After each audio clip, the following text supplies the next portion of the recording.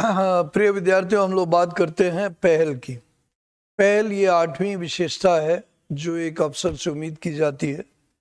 पहल एक प्रकार से एक नजरिया है कि आगे बढ़ के आना।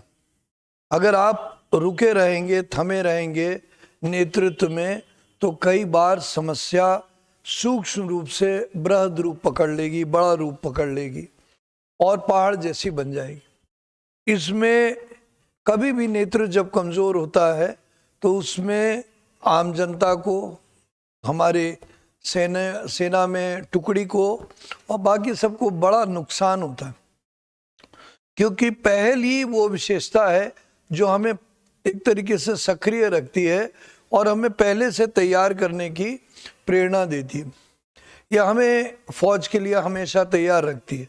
पहल करते हैं। अब पहल अगर समूह के रूप में देखें तो बातचीत में पहल, अगर विचार के रूप में करें तो विचार को सोच के क्रिया करने की पहल, हर प्रकार की पहल ये जो है बहुत जरूरी है। कई लोग नेतृत्व में पीछे बैठे रह जाते हैं और सोचते हैं कि नेतृत्व उनको खुद बुलाया जाएगा। ऐसा नहीं होता। आपको अगर नेतृत्व करना है, आपको कल को अधिकारी बनना है, आपको अपने को प्रूव करना है, you want to prove yourself as leader, तो आपको आगे आना पड़ेगा और पहल करनी पड़ेगी। और जब आप पहल करेंगे तो क्या होगा? कार्य को दिशा मिलेगी, ऊर्जा मिलेगी। और ये बहुत जरूरी बात होती है। अगर हम ध्यान से देखें तो पहल की बहुत सारी चीजें होती हैं। सही दिशा में हो और उसके बाद निरंतरता से हो और लक्ष्य तक पहुंचे, है कि नहीं? अगर आपने कोई सही दिशा में की और आपने पहल तो कर ली, बहुत अच्छी बात है, पर सही दिशा में नहीं है।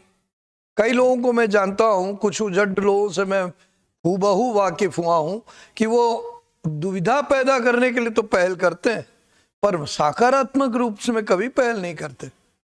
तब वो बैठे रहेंगे। वो जानते, सब ज्ञानी हैं, ऐसा नहीं कि मूर्ख हैं, वो सब जानते हैं, पर वो जानते हैं कि इस समय मुझे अधिक काम करना पड़ेगा और इसमें मुझे योगदान देना पड़ेगा। योगदान वो दे नहीं सकते, बस वो नकारात्मक पहल करते। हमारे देश में देखिए, कई लोग झंझट के लिए पहल आ जाएगी, झंझट में आओ चलो लड़ते हैं, 4 डंडे इनको मारने चाहिए, और वक्त आता है इनको पड़ती है।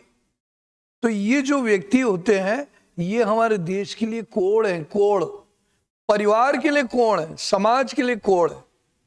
ये लोग विवाद करने में माहिर हैं, बाकी चीज में नहीं।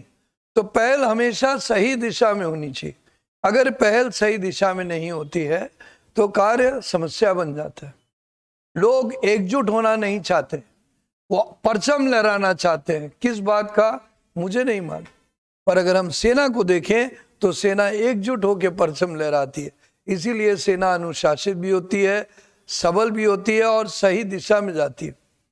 पर लोग जो नकारात्मक हैं, दुष्ट हैं, स्वार्थी हैं, कपटी हैं या कपट के अधीन कार्य कर रहे हैं। अच्छा, ये क्यों होता है मैं आपको समझाना चाहूंगा।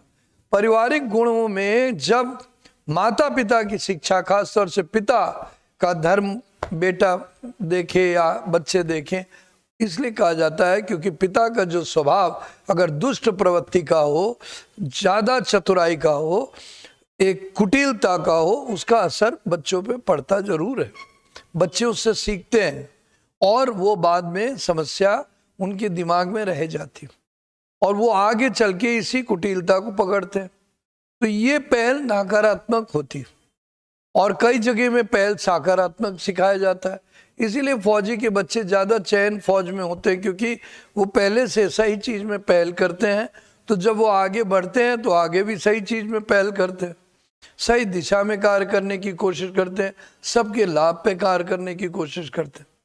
याद रखिएगा, पहल के 3 हिस्सा मैं आपको बता ही चुका हूं कि सही दिशा में होनी चाहिए, निरंतरता से होनी चाहिए और उसको पूर्ण करना चाहिए, है ना? चलिए एक बात इसको समझें, मूल्यांकन में कैसे काम होती है।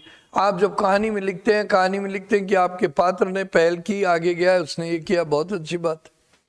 वाक्य लिखने में आप पहल की प्रशंसा करते हैं कि सही समय पे पहल करने से समस्या का निदान जल्दी होता है। बहुत अच्छा वाक्य है। इसी तरह परिस्थिति में आप लिखते हैं कि हमें एक परिस्थिति में आगे बढ़ के ये करना चाहिए, करने में ये करना चाहिए, बहुत अच्छा है। इसके बाद धीरे धीरे आप एसजीटी लिखते हैं, उसमें भी आता है। इसके बाद आप ग्रुप टास्क में आगे बढ़ के ग्रुप डिस्कशन में भाग लेते हैं, उसमें भी पहल काम आती है। इसके बाद आप प्रोग्रेसिव ग्रुप टास्क या अन्य चीज़ों में काम करते हैं, तब आप आगे बढ़ते हैं, दूसरों को भी मदद करते हैं, मिलजुल के पहल करते हैं।